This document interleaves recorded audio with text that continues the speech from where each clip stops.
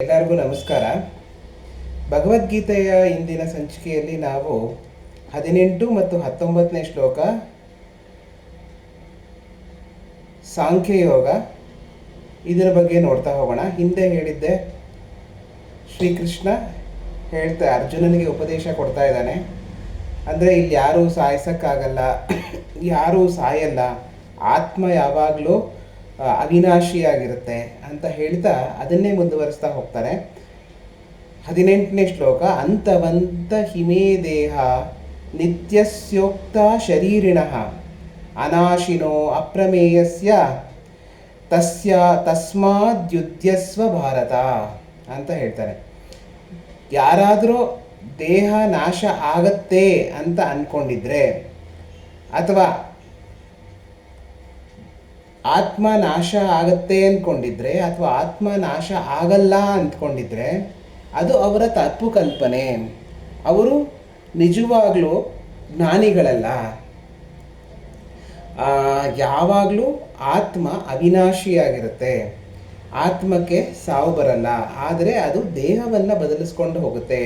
ಇಲ್ಲಿ ದೇಹ ಮತ್ತು ಆತ್ಮ ಎರಡು ವಿರುದ್ಧ ಭಾವದಲ್ಲಿರುತ್ತೆ ಅಂತ ಕೃಷ್ಣ ಹೇಳ್ತಾನೆ. ಎರಡು ವಿರುದ್ಧ. ದೇಹಕ್ಕೆ ನಾಶ ಉಂಟು, ಆದರೆ ಆತ್ಮಕ್ಕೆ ನಾಶ ಇಲ್ಲ. ದೇಹ ತನ್ನ ರೂಪವನ್ನು ದಿನ ಕಳೆದಂತೆ ಕಳೆದುಕೊಳ್ತಾ ಇರತ್ತೆ. ನಾವು ಹೇಳಬೇಕು ಅಂದರೆ, ನಾವು ಚಿಕ್ಕ ವಯಸ್ಸಲ್ಲಿ ತುಂಬ ಮಗುವಾಗಿ ಹುಟ್ಟಿದಾಗ ನಮ್ಗೆ ನಡೆಯೋಕ್ಕೆ ಆಗ್ತಿರಲಿಲ್ಲ. ಆಮೇಲೆ ಒಂದು ಸ್ವಲ್ಪ ದಿವಸಕ್ಕೆ ತೆವಳಕ್ಕೆ ಶುರು ಮಾಡಿದ್ವಿ, ಮಾತಾಡೋಕ್ಕೆ ಬರ್ತಿರ್ಲಿಲ್ಲ. ಆಮೇಲೆ ಒಂದು ಸ್ವಲ್ಪ ದಿವಸಕ್ಕೆ ಮಾತಾಡೋಕ್ಕೆ ಶುರು ಮಾಡಿದ್ವಿ.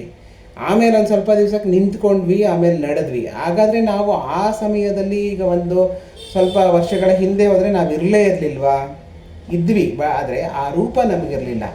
ದೇಹ ಬೆಳೆದಿದೆ, ಹಾಗೇ ನಮ್ಮ ಮನಸ್ಸು ಬೆಳೆದಿದೆ, ಎಲ್ಲನೂ ಆಗಿದೆ. ಆದರೆ ಆತ್ಮ ಚೈತನ್ಯ ಹಾಗೇ ಉಳ್ಕೊಂಡಿದೆ. ಮುಂದೆ ಮುಪ್ಪಾಗ್ತಾ ಹೋಗುತ್ತೆ, ಮುಂದೆ ಎಲ್ಲನೂ ದೇಹದ ಒಂದು ಶಕ್ತಿ ಕಡಿಮೆ ಆಗ್ತಾ ಹೋಗ್ಬೋದು, ಇನ್ನೇನೋ ಆಗ್ತಾ ಹೋಗ್ಬೋದು. ಆದರೆ ಆತ್ಮ ಅನ್ನೋದು ಹಾಗೇ ಇದೆ. ನೀವು 1 ವರ್ಷ ಇದ್ದಾಗಲೂ ಆತ್ಮ ಇತ್ತು, 100 ವರ್ಷ ಆದಾಗಲೂ ಅದೇ ಆತ್ಮ ಇದೆ. ಅದೇ ಒಂದು ಚೈತನ್ಯ. ದೇಹಕ್ಕೆ ಒಂದು ರೂಪ ಇದೆ, ಆದರೆ ಆತ್ಮಕ್ಕೆ ರೂಪ ಇಲ್ಲ. ದೇಹಕ್ಕೆ ಒಂದು ಬಣ್ಣ ಇದೆ, ಆದರೆ ಆತ್ಮಕ್ಕೆ ಒಂದು ಬಣ್ಣನೂ ಇಲ್ಲ. ಸೊ ಇದನ್ನೇ ಕೃಷ್ಣ ಇಲ್ಲಿ ಹೇಳ್ತಾನೆ. ದೇಹನೇ ಬೇರೆ, ಆತ್ಮನೇ ಬೇರೆ. ಇದು ಎರಡು ವಿರುದ್ಧ ಭಾವದಲ್ಲಿರ್ತಕ್ಕಂಥದ್ದು. ದೇಹಕ್ಕೆ ನಾಶ ಉಂಟು, ಆತ್ಮಕ್ಕೆ ನಾಶ ಇಲ್ಲ. ಹಾಗಾಗಿ ನೀನು ಇದ್ರ ಬಗ್ಗೆ ತಲೆ ಕೆಡಿಸ್ಕೋಬೇಡ. ನಿನ್ನ ಕರ್ತವ್ಯ ಏನು? ಯುದ್ಧ ಮಾಡೋದು, ಯುದ್ಧ ಮಾಡು. ತಸ್ಮಾತ್ ಯುದ್ಧಸ್ವ ಭಾರತ. ನಿನ್ನ ಕೆಲಸ, ಕರ್ತವ್ಯ ಏನಪ್ಪ ಅಂದರೆ ಯುದ್ಧ ಮಾಡೋದು, ಅದನ್ನು ಮಾಡ್ತಾ ಹೋಗು ಅಂತ ಅರ್ಜುನನಿಗೆ ಕೃಷ್ಣ ಹೇಳ್ತಾನೆ. ಅದನ್ನೇ ಮುಂದೆ 19ನೇ ಶ್ಲೋಕದಲ್ಲಿ ಹೇಳ್ತಾನೆ. ಯಯೇನಂ ವೇತ್ತಿ ಹಂತಾರಂ ಯಶ್ಚೈನಂ ಮನ್ಯತೆ ಹತಂ ಉಭೌ ತೌ ನ ವಿಜಾನೀತೋ ನಾಯಂ ಹಂತಿನ ಹನ್ಯತೆ. ಯಾರು ಸಾಯಿಸ್ತೀನಿ ಅಂದ್ಕೊಂಡಿದ್ದಾರೋ, ಕೊಲ್ಲಲ್ಪಡ್ತಾರೆ ಅಂದ್ಕೊಂಡಿದ್ದಾರೋ, ಯಾರು ಕೊಲ್ಲಲ್ಪಡಲ್ಲ ಅಂದ್ಕೊಂಡಿದ್ದಾರೋ, ಎರಡೂ ತಪ್ಪಾಗತ್ತೆ. ಇಲ್ಲಿ ಆತ್ಮವನ್ನು ಕೊಲ್ಲೋದಕ್ಕಾಗೋದೂ ಇಲ್ಲ, ಕೊಲ್ಲಲ್ಪಡೋದೂ ಇಲ್ಲ. ಗೊತ್ತಾಯ್ತಾ? ಅದು ಅವಿನಾಶಿಯಾಗಿರುತ್ತೆ. ಅದು ಯಾವಾಗಲೂ ಒಂದು ಚೈತನ್ಯದ ರೂಪದಲ್ಲಿ ಇರುತ್ತೆ. ಒಂದು ಉದಾಹರಣೆ ಕೊಡಬೇಕು ಅಂದರೆ, ನಮಗೆ ಒಂದು ವಿದ್ಯುತ್ ದೀಪ ಉರಿತಾ ಇದೆ, ಅದರ ಹಿಂದಿನ ಶಕ್ತಿ, ಆ ವಿದ್ಯುತ್ ಶಕ್ತಿ ನಡೀತಾ ಇದೆ. ಏನೋ ಒಂದು ಹೆಚ್ಚು ಕಮ್ಮಿಯಾಗಿ ಆ ಬಲ್ಬ್ ಒಡೆದೋದ್ರೆ ಆವಾಗ ದೀಪ ಆರೋಗುತ್ತೆ, ನಮಗೆ ಬರ್ತಾ ಇರೋ ಬೆಳಕು ನಿಂತು ಹೋಗುತ್ತೆ. ಆದರೆ ಆ ವಿದ್ಯುತ್ ಶಕ್ತಿ ಅನ್ನೋದು ಏನೂ ನಾಶ ಆಗಿಬಿಡಲ್ಲ, ಆ ಶಕ್ತಿ ಅಲ್ಲೇ ಇರುತ್ತೆ. ಅದಕ್ಕೆ ಬೇರೆ ಬಲ್ಬ್ ಹಾಕಿದ್ರೆ ಅದೇ ಥರ ದೀಪ ಬೆಳಕು ಕೊಡೋಕ್ಕೆ ಶುರು ಆಗುತ್ತೆ. ಅಷ್ಟೇ ವ್ಯತ್ಯಾಸ ಆತ್ಮನಿಗೂ ಮತ್ತು ದೇಹಕ್ಕೂ.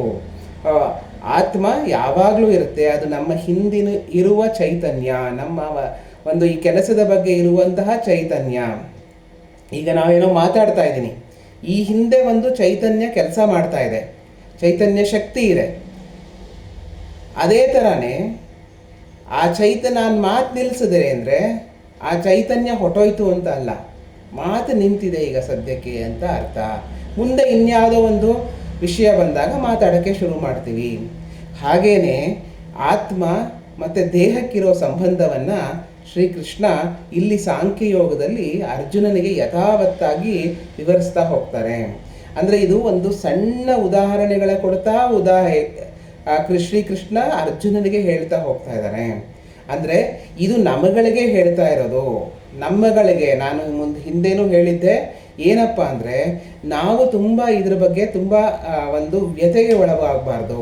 ನಾವೇನೋ ಒಂದು ಸಾಧನೆ ಮಾಡ್ತಾ ಇರ್ತೀವಿ, ಆ ಸಾಧನೆ ಮಾಡಲಿ ಕರ್ತವ್ಯವನ್ನು ಮಾಡ್ಕೊಂಡು ಹೋಗಬೇಕೇ ಹೊರತು ಆ ಸಾಧನೆಯ ಪ್ರತಿಫಲದಿಂದ ನಾವು ದುಃಖಿಗಳಾಗಬಾರದು, ಆ ಒಂದು ಕೆಲಸದ ಪ್ರತಿಫಲದಿಂದ ದುಃಖಿಗಳಾಗಬಾರ್ದು ಅನ್ನೋ ಒಂದು ತತ್ವವನ್ನು ಶ್ರೀಕೃಷ್ಣ ಇಲ್ಲಿ ಅರ್ಜುನನ ಮೂಲಕ ನಮ್ಮೆಲ್ಲರಿಗೂ ಹೇಳ್ತಾ ಇದ್ದಾನೆ.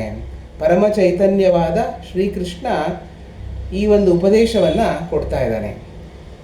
ಇದನ್ನಿಷ್ಟು ಹೇಳ್ತಾ ಇಲ್ಲಿಗೆ ಇವತ್ತಿನ ಸಂಚಿಕೆಯನ್ನು ಮುಗಿಸೋಣ.